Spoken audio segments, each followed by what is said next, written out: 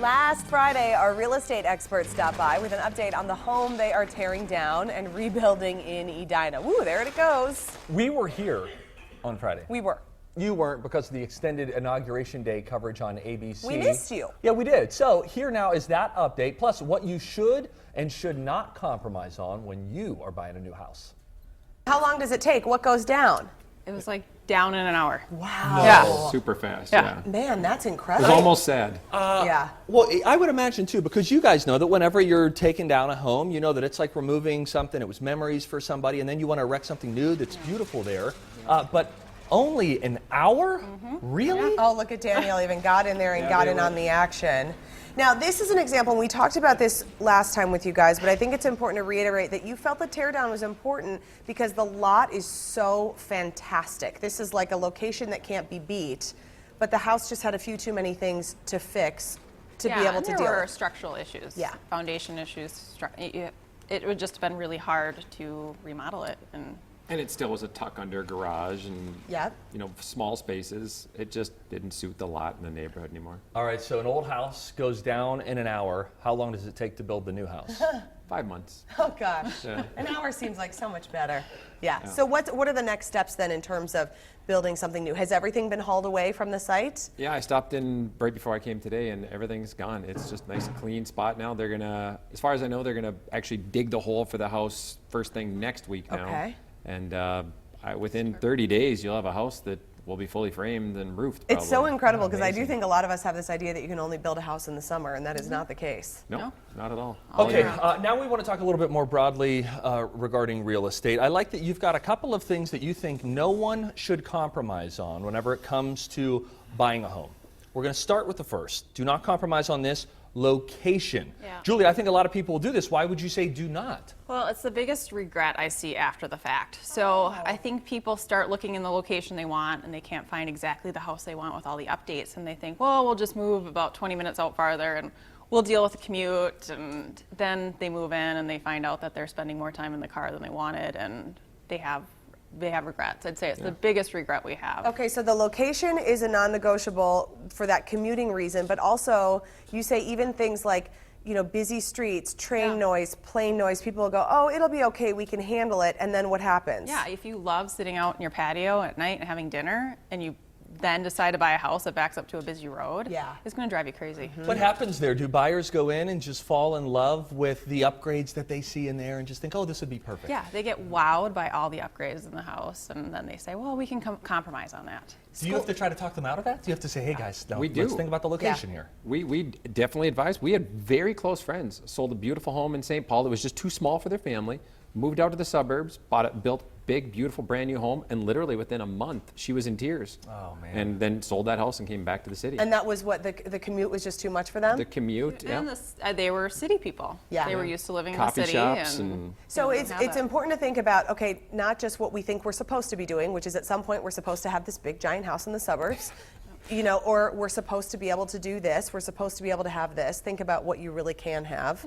And you got to think about what is really important to you. Yeah, the location is the one thing. I mean, you can't move it. You can't change it three once most you're there. important words in real estate: location, location, location. It's true. It's only one word. You just said it 3 times. True. All right, here's the second thing that you say, do not compromise on this if you are buying a house. And again, I think a lot of people compromise here. The overall size of the house, how many beds, how many bathrooms they have. There's a couple very important things. Like if you've got, 2 children, you really should have 3 bedrooms on 1 floor. A lot of people will compromise. They'll have, 2 bedrooms up and 2 bedrooms down, and they'll think, oh, one kid will go downstairs, or mom and dad will sleep downstairs, and the kids. No, you're never going to be happy. You're always going to be wanting those 3 bedrooms on 1 level, or a master bath. People that think, we'll share the bathroom with the kids. People complain about it all the time. Just certain things you shouldn't compromise on. And So that's just comes down to just numbers of, adding up how much you have. I always wonder too, people go, oh, well, we won't really need a guest room. And then it's like every time they're thinking, no, you can't come and stay. We don't have room. well, some people like it that way. Yeah, I mean, that depends on the way that you live. You need to know the way that you live. Okay. All right, now here are a couple of things that maybe you should compromise on. Updates. Julie. Interestingly enough, Julie, I think a lot of people say, I don't like those faucets, we're out of here. They do. They pick out the paint, or I don't like the carpet, or I want hardwood floors, but there's hardwood floors under the carpet. I'd rather have a buyer get a house where they like the floor plan, they like the location, they like the backyard, the kitchen and the bath maybe need to be updated, but you can work on that. You can do that in 3 years once you've saved enough money. You can't change the location, you can't pick up the house and move it, but you can say, all right, let's work on this. I always find too, and when I've moved into houses, it does take a little bit of time to figure out how you live in the house, and then you might make different decisions about how to design a kitchen than you would have made otherwise. Absolutely, just colors, period. Yeah. Or just, how you work in the house and how the family lives in the house, and you figure that out. And I have a lot of people that think they're going to do one thing. They live there for a while, and then they're like, oh, we were going to update the kitchen, but we're actually going to update the bathroom because that's more important to So us. don't let outdated stuff like that scare you away from a house in a location that you love. Now, the floor plan you say is important, but also something that you could compromise a little bit on. Daniel, what does that mean? Well, if the kitchen isn't like a lot of people want that open floor plan. Obsessed with it, yeah. I think we've got some before and after pictures of one that we bought that had very closed-in kitchen, and then you open it up. So the location is great, but you don't like the closed-in kitchen. Well, again, like Julie said, save up for a few years, spend the money to remodel that space.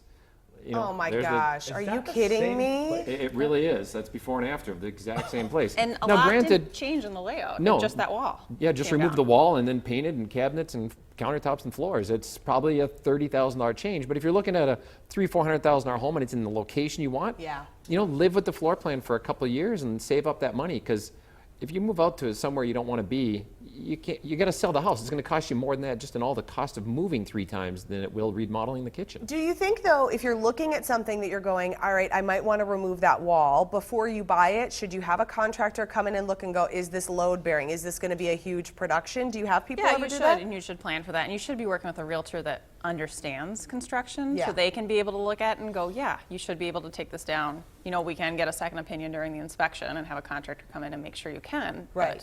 And usually you can. I mean, you can pretty much You put can a pretty header much- in anywhere. And Yeah, do you can pretty much anything. do anything, but a lot of realtors don't know, and a lot of buyers don't know, and you really should have a contractor look at it during your inspection process to make sure. You ever watch Property Brothers on HGTV? Yeah, I love those guys. They've always got a real good plan, and then something goes terribly wrong. dun, dun. Right at about the 30-minute mark of every episode, too. I'm starting to catch on to something. If you are interested in buying, selling, or building a home, we have a link to the DeRoche Realty Group with Coldwell Banker Burnett on our website. We want to say a big thanks to the DeRoche Realty Group for sponsoring our show.